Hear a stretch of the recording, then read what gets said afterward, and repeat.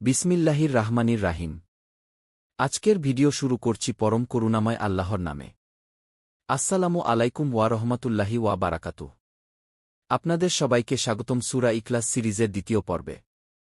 আজকে আমরা জানব পবিত্র কুরআনের অত্যন্ত গুরুত্বপূর্ণ একটি সূরার সহজ তাফসির, সূরা ইখলাস, এবং এর শিক্ষাগুলো যা আমাদের জীবনকে আল্লাহর পথে পরিচালিত করতে সাহায্য করবে।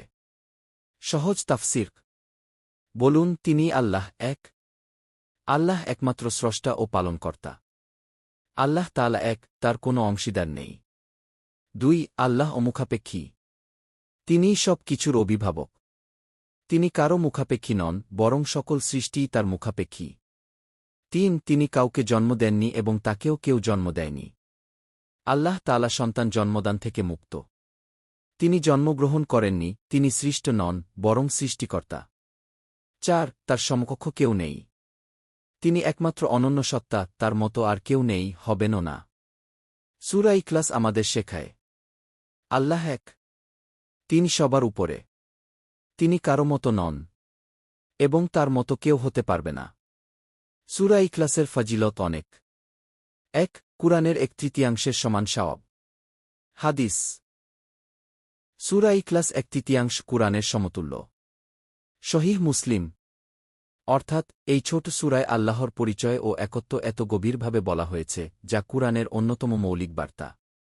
২. যারা সূরা ইখলাসকে ভালোবাসে এবং মন থেকে পড়ে, আল্লাহও তাদের ভালোবাসেন। হাদিস। এক সাহাবী নিয়মিত সূরা ইখলাস পাঠ করতেন। নবী সাল্লাল্লাহু আলাইহি ওয়াসাল্লাম তাকে জিজ্ঞাসা করলেন, কেন?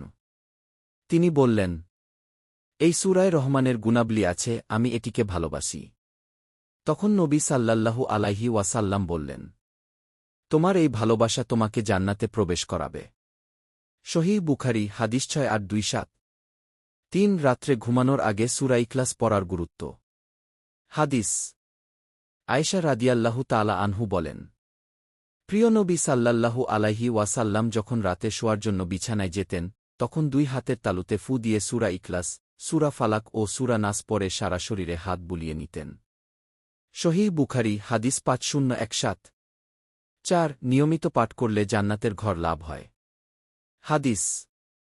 রাসূল সাল্লাল্লাহু আলাইহি ওয়াসাল্লাম বলেন, যে ব্যক্তি ১০ বার সূরা ইখলাস পাঠ করবে, আল্লাহ তার জন্য জান্নাতে একটি ঘর তৈরি করবেন। মুসনাদ আহমদ, হাসান হাদিস। ভিডিওটি ভালো লাগলে অন্যদের সাথেও শেয়ার করুন, কারণ ইসলাম প্রচার করা আমাদের সকলের দায়িত্ব।